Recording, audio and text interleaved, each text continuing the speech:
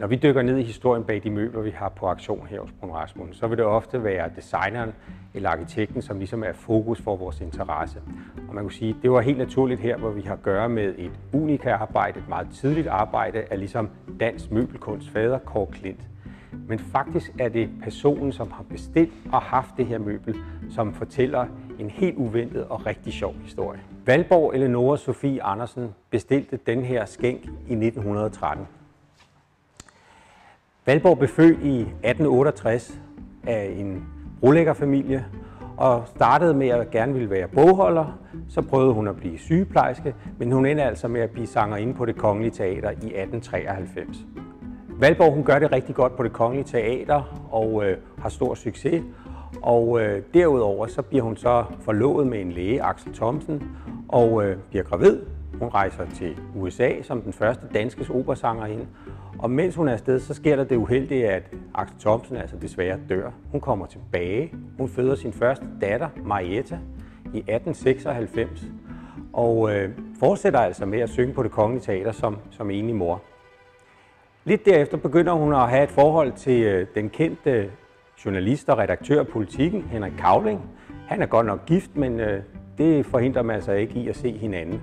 Og det går så vidt, så hun faktisk også bliver gravid med en dreng, der kommer til at hedde Ole Cavling, som er altså Henrik Cavlings søn. Ikke at det betyder, at de bliver gift.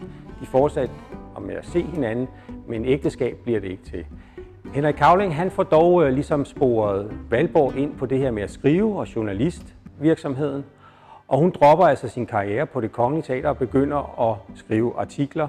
Hun kommer i 1901 til Dansk Kvindesamfunds blad, der hedder Kvinden og Samfundet, og arbejder som redaktionssekretær der i en kort periode. Derefter bliver hun i 1902 hentet over til et blad, der hedder Damernes Blad. I 1904 skifter bladet navn til det, som bliver kendt som ugebladet Hjemmet, som altså stadigvæk eksisterer den dag i dag.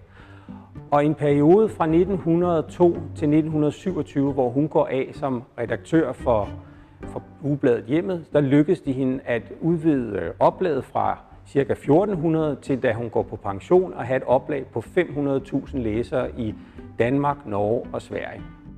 Men mens Valborg er redaktør, så har hun altså også tid til at i øvrigt være medstifter af det første kvindehjem i Danmark, kvindehjemmet i Læsøgade. Og så hedder det sig i øvrigt, at hun helt af egen lomme forsørger mellem 35 og 40 unge kvinder, som er kommet i problemer, enten på grund af arbejdsløshed, bolignød eller fordi de må være eneforsørgere.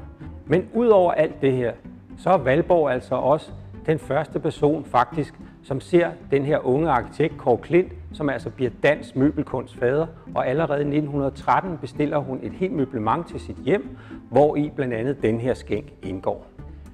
Valborg er på alle måder en fri og alternativt tænkende person, så hun søger også nogle lidt andre svar på tilværelsens åndelige sider. Hun melder sig i 1902 ind i det, der hedder Teosofisk Samfund, og det er altså en retning, der søger sandheden på en spirituel måde. Det har også betydning for den rent faktiske udformning af de her møbler, som vi kigger på. For det, der nok er mest karakteristisk, når vi ser på skænken her, det er det her indlagte heksagram, som vi finder på den midterste låge på skænken, og som altså består af to trekanter lagt ind i hinanden, en lys og en sort. Og det er et symbol, som går igen fra Teosofisk Samfunds symboler, symboliserende henholdsvis det jordlige og det åndelige side af tilværelsen. Og tilsammen skaber de altså den her stjerneform. Når vi så klapper klappen ned her, så finder vi et andet symbol, som i den her kontekst, Teosofisk Samfund, symboliserer den evige skabelsesproces, men som selvfølgelig for vores øjne kan være svært at forstå. Og der er det altså vigtigt at huske på, at vi har at gøre med et møbel fra 1913, som har tilhørt en person, hvis liv dybest set er et langt vidnesbyrd om tolerance og frihed, og hvor symbolerne i den her kontekst symboliserer en søgen efter sandhed. Så med det her møbel, der får man altså ikke alene et unikt stykke designhistorie, man får faktisk også en rigtig sjov historie, man kan fortælle om, hvem den har tilhørt igennem tiden.